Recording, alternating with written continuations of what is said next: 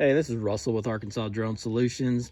I'm continuing my review of the Robodot by Robodot. This device is really compact. If you see the green light flashing, that means you have a satellite fix. And I am going to walk over and show you my remote. The Phantom 4 RTK is already on, fired up. You can either on your laptop or on your phone, you can pull up the app for the Robodot, and you can see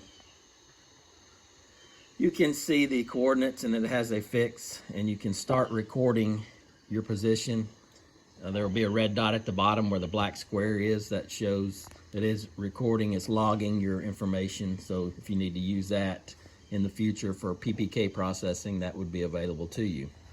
And I'll show you the file list of previous log device. I'm gonna stop the recording right there.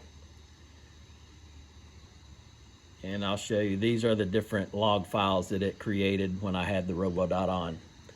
So I'll go back to device status, go down and hit record, and it'll start recording from this point. It'll redo the position. It shows you I have 12 satellites locked right now. So like I said, you can make sure on your mobile device, your phone, that you do have a good lock. Now we're going to go over here to the Phantom 4 remote and click on settings, and you want to click on Wi-Fi, and you'll see that the Robodot is connected to the Wi-Fi. So that's getting the signal from the device to your remote. So we'll back up here, we'll go into fly, and you can see already I have an RTK fix. I've had it on probably 5 minutes. So we'll go into the RTK settings. The in-trip host is .com, your port is 10,000, and there's your mount point. It shows connection success. And you have your statistics there. You can see on the right, you have the information coming from the dot, and on the left, you have the information coming from the drone itself. Now you have options under your RTK settings for custom network. That's where you'll want to set these parameters to talk to the Robodot. So after we've connected, and you see that you've got a good signal there, you can see I've got 13 satellites connected. So we're ready to take off. I can go back into my planning and bring up a previously flown mission that I flew on the last video. And you can hit invoke, start, okay, and then it's gonna load that mission and you're ready to fly. So you can see everything is green. Got a good RTK setting, so we're ready to fly.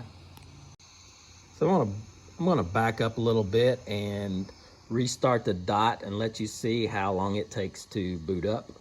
So I'm gonna pause the video now and go do that. Okay, I'm about to turn the Robodot on. You can see a USB connection. You can hook to the laptop if there needs to be firmware updates. It will let you do that through that port there. So I turned it on.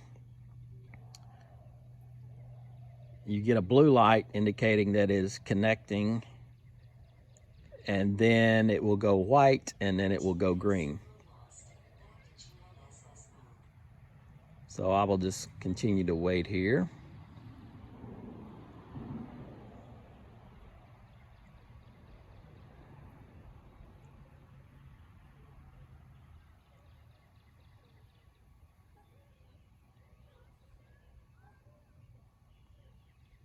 So it looked like it took us about 30 seconds to connect. Now I was previously connected. I didn't move the dot, but it didn't take long at all to connect. As you can see, my phone's about to go dead. I'm recording on it. So I will cut the video off. So far, so good on the Robodot.